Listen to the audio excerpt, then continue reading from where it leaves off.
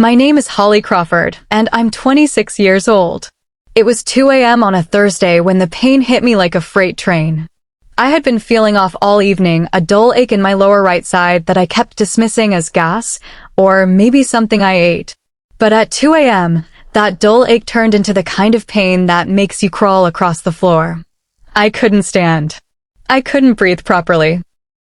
I was sweating through my shirt, shaking, gripping the edge of my bathroom sink, and staring at my own reflection like I was watching someone else fall apart. I knew something was catastrophically wrong. I grabbed my phone and called my mom. No answer. I called again. Nothing. I called my dad, straight to voicemail. I kept calling back and forth between both of them, my hands trembling so badly I could barely tap the screen. By the time I reached call number 17, I was lying flat on my kitchen floor, phone pressed to my ear, listening to that same voicemail greeting I had heard my entire life. You've reached David Crawford. Leave a message. I left 3, each one more desperate than the last. In the last one, I was crying so hard I don't even know if the words came out right. I said, Dad, I think I'm dying. Please come. Nobody came. What happened next, I only know because the paramedics told me afterward. My neighbor, Mrs. Patton, retired woman in her 60s who barely knew my name, heard me through the thin apartment wall. She heard me collapse. She called 911. By the time the ambulance arrived, I was barely conscious. The paramedics said my appendix had burst. They said another 30 minutes on that kitchen floor, and the outcome would have been very different. They didn't say the word death directly, but I understood what they meant. I was rushed into emergency surgery. On the operating table, my heart stopped. I flatlined. The surgical team brought me back, but for a brief moment, I was gone. I didn't see a white light or hear any voices. I just remember a deep, absolute silence. And then, suddenly, there was noise again, machines beeping, someone calling my name, and an unbearable pain in my chest from the compressions. When I finally woke up in the recovery room, groggy and confused, there was a nurse sitting beside me. I asked her if my parents had come. She looked at me with an expression I will never forget. It wasn't pity exactly, but it was close. She told me my emergency contacts had been called and that someone had indeed shown up at the hospital. But before she could finish explaining, the surgeon walked in. He was a calm man, Dr. Reeves, with tired eyes and a steady voice. He pulled a chair close to my bed and sat down, which immediately told me this was not going to be a routine post-surgery update. He said, Holly, you had a very serious night. We almost lost you. I nodded. I already knew that part. Then he said something I was not prepared for. A woman claiming to be your mother came to this hospital tonight. She tried to have you discharged early. I stared at him. I thought I had misheard him. Discharged early? I had just flatlined on a table. He held my gaze and continued. She was told that was not possible, given your condition. She became argumentative with the staff. I felt the room tilt slightly. He paused, glanced briefly toward the door, and said, but the man who paid your bill said. Before he could finish that sentence, the door to my room opened. Standing in the doorway was a man I had never seen before in my life. He was somewhere in his mid-50s, broad-shouldered, wearing a simple gray jacket and dark trousers. He had kind eyes, the sort of eyes that carry weight without being heavy, if that makes any sense. He wasn't flashy. He didn't look rich or important at first glance. He looked like somebody's quiet, dependable father. He stepped inside slowly, almost hesitantly, like he wasn't sure he had the right to be there. Dr. Reeves stood up, nodded at him respectfully, and then excused himself from the room, leaving the two of us alone. I pulled my hospital blanket up slightly, more out of instinct than anything else, and asked him who he was. He sat down in the chair Dr. Reeves had just left and folded his hands. He said his name was Gerald Mays. He told me he had been in the hospital that night visiting his own brother on a different floor when he overheard a commotion at the front desk.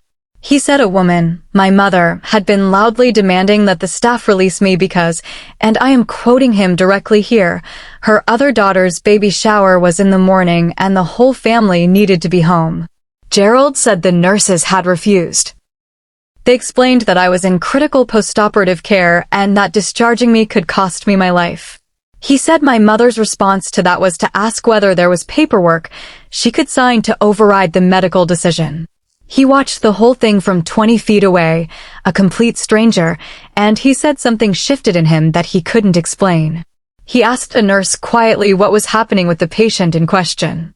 The nurse couldn't share details, but Gerald saw enough. He saw that no family member went to sit with me. He saw my mother leave the building. He walked to the billing desk and asked what my situation was. When he learned that I had no one present and that my insurance had a gap that would create an immediate financial hold on my continued care, he paid it. Just like that, a stranger paid my hospital bill so that the staff could continue treating me without administrative interruption. I didn't know what to say to him. I genuinely had no words. I had just been told that my mother tried to pull me out of a hospital bed the night I flatlined so that she could be rested for a baby shower. And now a man whose last name I hadn't even known 5 minutes ago was sitting beside me, telling me he had quietly made sure I stayed alive. I started crying, not softly, but the ugly, broken kind of crying that comes from somewhere deep, somewhere you normally keep locked. Gerald didn't try to stop me or say everything was fine. He just sat there, which was exactly the right thing to do. Later that day, my parents arrived. My mom walked in first, and her opening words were that she hadn't heard her phone because it was on silent. 17 calls. She said she hadn't heard them. She then looked around the room and asked why there was a flower arrangement on the windowsill. Gerald had left it before he went back upstairs to his brother. I told her a stranger had bought it. She said that's odd. She never asked why a stranger was involved at all. My father stood near the door the entire visit with his arms crossed, nodding at things my mother said, never once sitting down beside me. They stayed 40 minutes and left because, as my mom put it, there was still cleanup to do from the baby shower. She said my sister had a beautiful morning and that I would have loved it. Then he told me about my biological father, Corvin. And this is the part where my hands started trembling under the table. Corin Wells had never stopped asking about me. He had married eventually, built a life, but he had never closed the door on finding me. He had hired someone 3 years ago to quietly trace what had happened. That search had eventually led back to Walter, who by then had lost hope of ever reaching me through my mother. Together, they had pieced together enough to know that when I turned 18, the legal and practical barriers my mother had relied on would shift.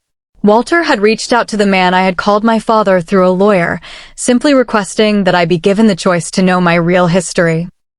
The response had been that plane ticket, a one-way trip designed to look like abandonment, but which Walter now believed was my mother's way of releasing a guilt she had carried for nearly 2 decades without ever admitting it aloud. I sat with all of that for a long time. The kettle had long gone quiet. The tea in front of me had gone cold. Rosalie had slipped out of the room at some point, and it was just Walter and me at that table. I asked him where Corin was now. Walter looked at me carefully and said he was 1 phone call away, that he had been told I was coming, and that he was waiting to hear from me when and if I was ready. He was not going to push. He had waited this long. He would wait longer if I needed him to.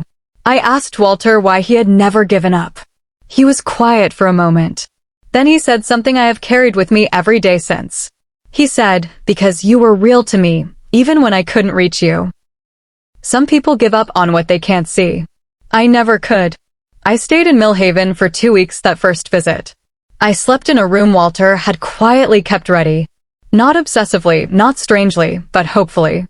There were books on the shelf he thought I might like based on what my mother had loved as a girl. There was a quilt Rosalie had made the previous winter.